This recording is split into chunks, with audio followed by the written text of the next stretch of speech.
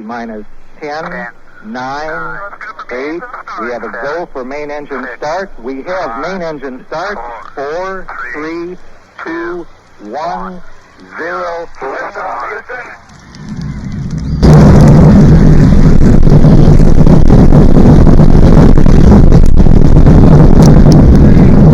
Now, what you just listened to is how most people experienced the moon landing of Apollo 11. What you saw is how few people got to see the moon landing of Apollo 11. Most people did not have access to a television, and those who did were very lucky to have been able to see Neil Armstrong set the first steps on the moon, as well as the launch. Now, there's two timelines for NASA. There's before we landed on the moon, and there's after. And they're very different because one is achieving a goal, and after is having achieved a goal, and the pride in the country is at a high that hasn't really been set for a long time. But in this episode of The Rocket Van, we take a look into our new series, The Timeline of Space Program. I'm Jack. Let's climb in the rocket van and learn more about it.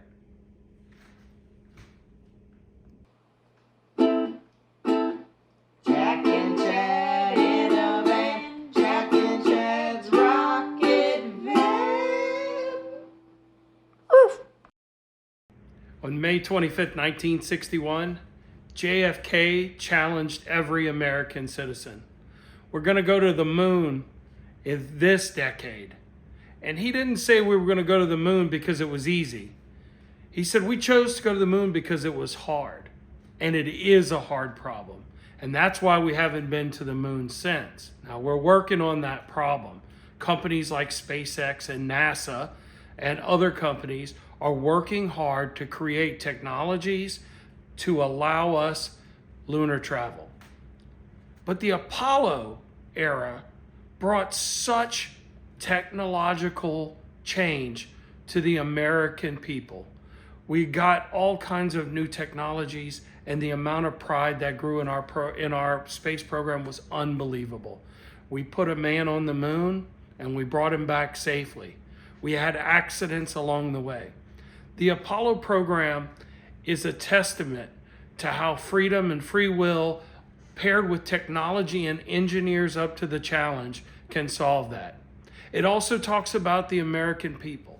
It talks about how they funded a program that was bigger. It talks about how average everyday workers showed up and built rockets and sewed spacesuits and did all these things. Again, not because they were easy, but because it was hard. We chose to go to the moon, and we went. And that is the Apollo program. In our new Rocket Van series about Apollo, we're going to cover all the missions in detail.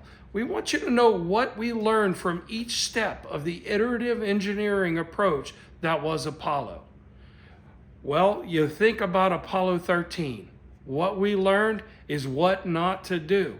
But we also learned how in a moment of near tragedy, we're able to pull together and bring our astronauts back home safely.